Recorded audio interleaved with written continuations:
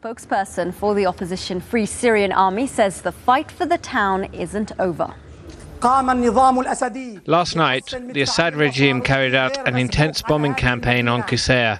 It paved the way for the criminal Hezbollah fighters to enter the town and control its southern parts. Doctors in Qusayr have repeatedly called on the Free Syrian Army to secure a safe passage for the injured in the area to be evacuated, which made some of our fighters leave the area.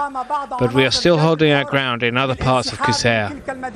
And the Arab League head has warned outside forces to stay out of the Syrian conflict. There were differences of opinion, but we've agreed on this text, and it reads, "We strongly condemn all foreign intervention, specifically Hezbollah's intervention, according to what was said by its leader. All countries agreed to this, even those who had reservations."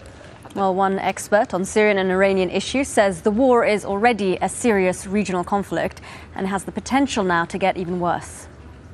And I still believe that Syria has turned into one of the largest regional and international proxy battleground in our generation. We can say since Vietnam War or the Mujahideen in 80s in Afghanistan.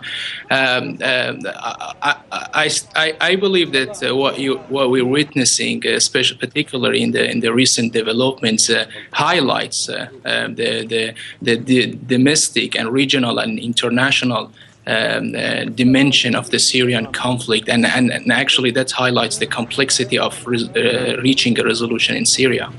I believe foreign intervention will not resolve the crisis in Syria, because if let's assume that the United States and Western allies intervene in Syria and stop the bloodshed, well, we will have a strong reaction from Russia. We will have strong reaction with Iran and from Hezbollah. And recently we saw Hassan Nasrallah coming out and publicly supporting Assad, and he will fight whatsoever to win the victory in Syria. So those actors will also be dragged into Syria, and the conflict will actually widen and deteriorate.